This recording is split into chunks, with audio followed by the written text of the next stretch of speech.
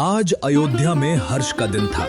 महाराज दशरथ ने निर्णय लिया था कि उनके प्रिय पुत्र राम को राज तिलक कर अयोध्या का राजा बनाया जाएगा। पूरी नगरी आनंद में डूबी थी। दशरथ पुत्र राम की जय। दशरथ पुत्र राम की जय। नगरवासी चर्चा करते हुए राम के बारे में अपनी अपनी बात बता रहे थे। अब हमारा राज्य और भी धन्य होगा। राम जैसे धर्मप्रिय राजा पूरे जग में नहीं मिलते। मेरे राम, आज तुम्हारा जीवन एक नई दिशा में कदम रखेगा। माता, ये सब आपका आशीर्वाद है। मैं तो केवल प्रजा की सेवा करना चाहता हूँ। जहाँ एक ओर अयोध्या में आनंद था, वहीं मंत्रा के मन में ईर्ष्या का विष पल रहा था।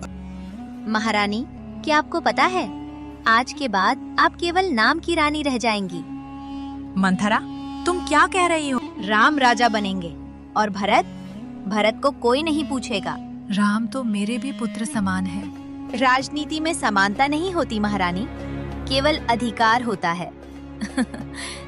मंथरा के शब्द तीर की तरह कैकई के हृदय में उतरते गए। वर्षों पहले युद्ध भूमि में कैकई ने दशरथ का प्राण बचाया था। तब दशरथ ने उसे 2 वरदान दिए थे। आज उसी वरदान को मांगने वाली थी कैकई। प्रिय कैकई, आज तुम कोप भवन में क्यों बैठी हो? महाराज, क्या आप मुझे दिए हुए 2 वरदान याद हैं? हाँ, कहो क्या चाहती हो? आज उसी वरदान को पूरा करने का वक्त आया है महाराज। हाँ कहो, क्या करना है कैकई? क्या चाहती हो तुम? परंतु कहीं आप अपने दिए वादे से मुकर तो नहीं जाएंगे महाराज? नहीं कैकई, बताओ क्या करना होगा? पहला वरदान, भरत को राजा बनाया जाए। दूसरा वरदान, राम को 14 वर्ष का वनवास दिया जाए। ये सुनकर मानो समय थम गया। कैकई, ये तुम क्या मांग रही हो? राम के बिना मैं जीवित नहीं रह पाऊंगा। राजा का वचन धर्म होता है।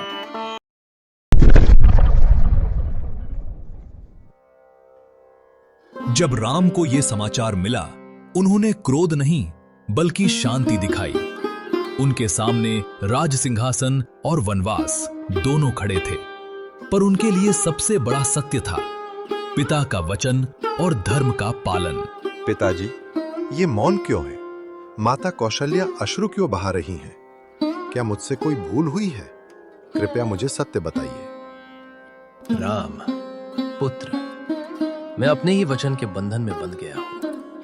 मैं असहाय हूं। पिताश्री, आपका वचन ही मेरा धर्म है। जो भी आज्ञा होगी मैं सहर्ष स्वीकार करूंगा।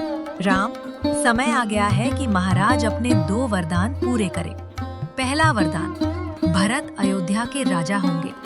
दूसरा, तुम्हें 14 वर्ष के लिए वनवास जाना होगा, आज ही, इसी क्षण से।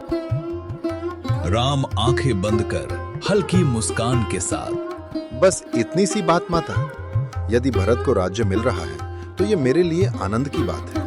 और जहाँ तक वनवास की बात है, वन भी तो उसी धरती का भाग है जिस पर अयोध्या बसी है। मैं अभी वन के लिए प्रस्थान करूंगा। राम, ये अन्याय है। जिस पुत्र ने सदा धर्म का पालन किया, उसे ही दंड क्यों? माता, मुझे दुर्बल मत बनाइए। यदि मैं आज पिता के वचन की रक्षा न करूं तो मेरा जीवन व्यर्थ है। राज्य क्षण भंगुर है, पर धर्म शाश्वत है। राम, मत जाओ पुत्र, मैं तुम्हारे बिना जीवित नहीं रह पाऊंगा। पिताश्री, पुत्र का जीवन पिता की प्रतिष्ठा के लिए होता है। यदि मेरे वन जाने से आपका वचन सुरक्षित रहता है तो यह मेरे लिए सबसे बड़ा सौभाग्य है। कृपया मुझे आशीर्वाद दीजिए। माता कैकेयी, आपके प्रति मेरे मन में सदा आदर रहेगा। आपकी आज्ञा मेरे लिए आदेश है। 14 वर्ष पलक झपकते बीत जाएंगे। वनवास केवल राम की परीक्षा नहीं था, ये प्रेम, त्याग और अटूट साथ की भी परीक्षा थी। आज एक पत्नी और एक भाई अपने जीवन का सबसे बड़ा निर्णय लेने वाले थे। प्रभु, क्या ये सत्य है? आप वन जाने की तैयारी कर रहे हैं? हाँ सीते, पिता के वचन की रक्षा के लिए मुझे 14 वर्ष वन में रहना होगा। तुम चिंता मत करो, तुम अयोध्या में सुरक्षित रहोगी। अयोध्या? मेरे लिए अयोध्या वही है जहां आप हैं। पत्नी का धर्म पति के साथ चलना है। मैं भी आपके साथ वन जाऊंगी। सीते, वन का जीवन कठिन है। न वहां महल होंगे, न सुख सुविधाएं। कांटे होंगे, जंगली पशु होंगे, तपती धूप और वर्षा होगी। सीता आगे बढ़कर अपनी मन की बात प्रकट करती है। मैं राजमहल के सुखों के लिए आपकी पत्नी नहीं बनी, मैं आपके साथ हर परिस्थिति में चलने के लिए बनी हूँ। यदि आप वन जाएंगे तो सीता भी वन जाएगी, यह मेरा निर्णय है। कुछ समय कमरे में शांति छा जाती है। राम सीता की आंखों में देखते हैं। वहां भय नहीं, केवल प्रेम और दृढ़ निश्चय है। सीते, तुम्हारा साहस मुझे और भी दृढ़ बना देता है। ठीक है, तुम मेरे साथ चलोगी?